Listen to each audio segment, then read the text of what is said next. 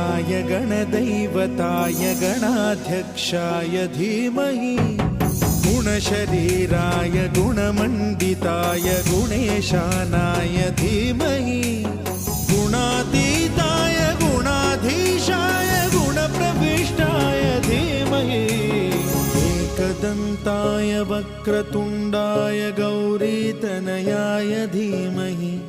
गजेशानाय भालचन्द्राय श्रीगणेशाय धीमहि